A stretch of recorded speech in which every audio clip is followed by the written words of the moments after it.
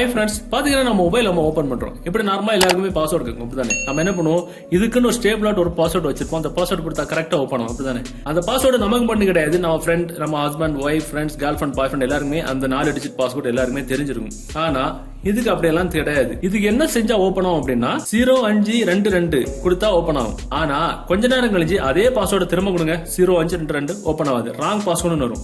என்னடா இது, கொஞ்ச நேரத்துக்கு முன்னாடி தான் 0522 கொடுத்தா ஓபன் ஆச்சு, இப்போ ஓபன் ஆகல அப்படின்னு உங்க நண்பர்கள் பார்த்தாங்கன்னா உங்க மொபைல்ல வந்து லாக் ஆயிரும். பாத்தீங்கன்னா 30 செகண்ட் லாக் ஆயிரும். இப்போ என்ன செஞ்சா ஓபன் ஆகும் அப்படின்னா 0523 கொடுத்தா ஓபன் ஆகும். அது என்னடா அது 0522 0523 கொடுத்தா ஓபன் ஆகுது அப்படின்னு நீங்க நினைக்கிறீங்கன்னா இந்த வீடியோ நீங்க ஸ்கிப் பண்ணாம ஃபுல்லா பாருங்க. பார்த்ததுக்கு அப்புறம் டெஃபினட்டா இது உங்களுக்கு டிஃபரெண்டான விஷயமா இருக்கும். இந்த தகவல் நீங்க ஃபுல்லா பார்த்ததுக்கு அப்புறம் இது உங்களுக்கு உபயோகமா இருந்துச்சு அப்படின்னா வீடியோகளுக்கு லைக் பட்டன் ஒரு தட்டு தட்டிக்கிட்டு பக்கத்துல இருக்க ஷேர் பட்டன் கிளிக் செஞ்சு உங்களோட வாட்ஸ்அப் குரூப் மற்றும் Facebook நண்பர்கள் கூட ஷேர் பண்ணி விட்டுருங்க.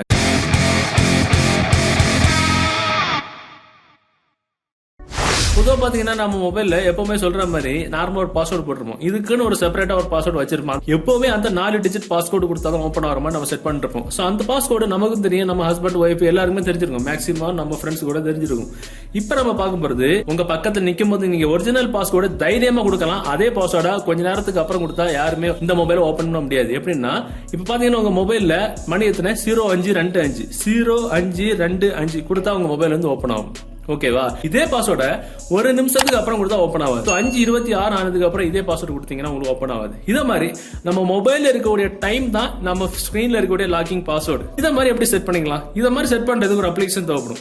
அந்த அப்ளிகேஷன் டவுன்லோட் பண்ற லிங்க் நீங்க பார்த்துட்டு இருக்கக்கூடிய இந்த யூடியூப் வீடியோக்கு கீழே டிஸ்கிரிப்ஷன்ல இருக்கு, அதுல இருந்து டவுன்லோட் பண்ணிருங்க. டவுன்லோட் பண்ணி நீங்க ஓபன் பண்ணும்போது ஒரு சில செட்டிங்ஸ் எல்லாமே எனேபிள் பண்ணி விட்டுருங்க. மேல பாத்தீங்கன்னா எனேபிள் லாக் ஸ்கிரீன் அப்படின்ற ஆப்ஷன் ஆஃப்ல இருக்கும், ஆன் பண்ணி விட்டுருங்க.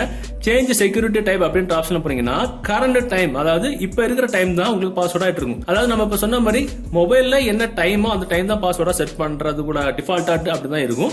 அது வேண்டாம் உங்களுக்கு பின் பிளஸ் கரண்ட் டைம், அதாவது டைமுக்கு கூட ஏதாவது பின் ஒரு 5 6 7 8 பின் நம்பரும் பிளஸ் கரண்ட் டைம் அப்படி கூட நம்ம செட் பண்ணிக்கலாம். சோ நம்ம பின் பிளஸ் கரண்ட் டைம் நம்ம வந்து செட் பண்ணிக்கலாம். சோ நமக்கு ஒரு பாஸ்வேர்டு செட் பண்ண சொல்லுது. நான் இதுல வந்து 5 6 கொடுத்துக்கிறேன், 5 6 கன்ஃபார்ம் பண்ணிக்கிறேன்.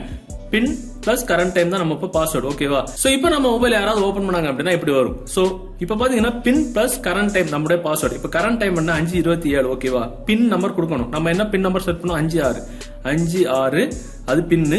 டைம் என்ன 05:27 கொடுத்தா மொபைல் ஓபன். சூப்பரான இருக்குது. இதே மாதிரி உங்களுக்கு பின் ஹவர் செட் பண்ணீங்க அப்படின்னா 5 6 கொடுத்துக்கிட்டு உங்களுக்கு ஹவர் என்ன 05 அது நீங்க கொடுத்தீங்கன்னா ஆட்டோமேட்டிக்கா உங்க மொபைல் ஓபன் ஆகும். டிஃபரெண்டான ஒரு விஷயம் இது. அதுல பெர்சனலைசேஷன் அப்படின்ற போனீங்கன்னா உங்களுக்கு சேஞ்ச் வால்பேப்பர் அப்படின்ற ஆப்ஷன்ல உங்களுக்கு டிஃபால்ட்டா நிறைய வால்பேப்பருக்கும் செட் பண்ணிக்கலாம்.